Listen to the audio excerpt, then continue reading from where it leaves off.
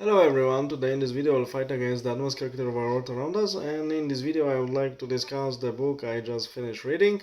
And this book was published by the Polish publisher Infort Editions in the series entitled as Battlefields. And this publisher, together with another publisher, Napoleon V or Napoleon V, people read it differently. These two publishers are specialized in publishing works on the military history, very specialized works and sometimes some general ones, but mainly specialized. And a publisher called Infort Editions publishes also a lot of booklets, like 100 pages or about 100 pages, about some battlefield of campaigns, with particular emphasis on the crucial military aspects, ornament, and so on. And the book I just finished reading today was entitled Polish-Tatar Wars, 1260 until 1341, because of course the main one finished with the defeat of Silesian Polish plus Teutonic Order reinforcement under Legnica took place 1241, but Mr. Jakub Juszczyński, a Polish military historian, medievalist, and avid archer, avid fan of archery, wrote this book, and he focused on the later invasions of Poland by Tatars from mainly Golden Horde, and these invasions were not so devastating for Polish dukedoms and later Polish kingdom that was that got united 1320 by Władysław Łukietek, because Polish were using very good tactics with light cavalry, and they were avoiding huge battles, but they were actually tormenting and giving a lot of losses to the invaders, and they were acting really quickly and attacking in many places. This strategy was different than those days Western European knighthood was using. That is why heavily Germanized Piast dynasty in Lower Silesia those days was using mainly heavy Western European cavalry. That's why they got defeated under Legnica.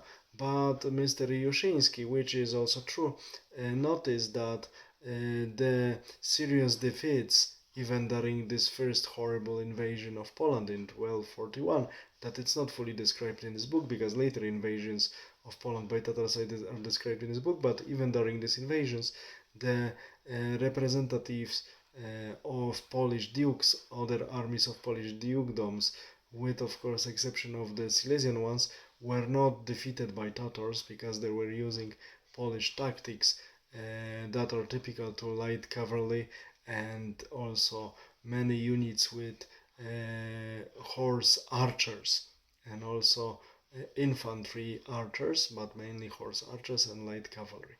And this book describes us these campaigns, nicely describes the art of war of Mongols or in the 12th and 13th century, and Polish dukedoms, with the difference between Silesia and other districts. But one thing I didn't like in this book is the fact that Mr. Juszczyński clearly doesn't like Tatar/Mongols. Somehow he doesn't like the nomadic people.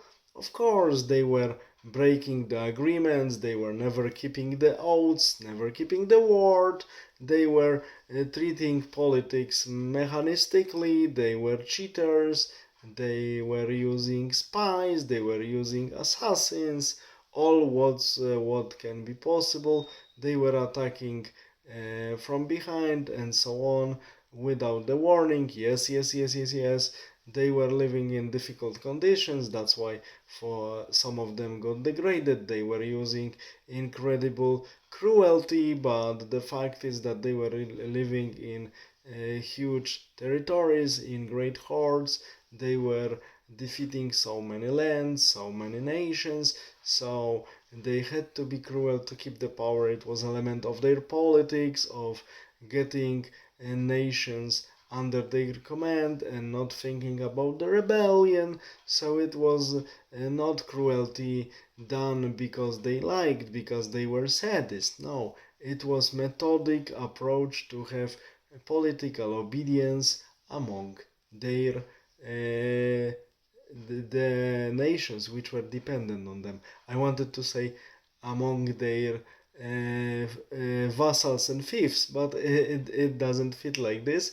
The feudalism nomenclature doesn't fit to the Mongol Empire reality, and later the hordes and kaganates that followed the Mongol Empire after it defragmented politically.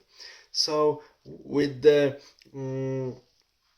raw evaluation of the nomads that was presented in the book I'm talking about by Mr. Jakub Juszyński, I don't fully agree, but the rest of the book, description of the campaigns, really skillful usage of the sources, and the description of the warfare, and of course Mr. Juszyński, as I said, he is an avid archer and he loves archery very much and he knows it very well also from his own autopsy and trainings.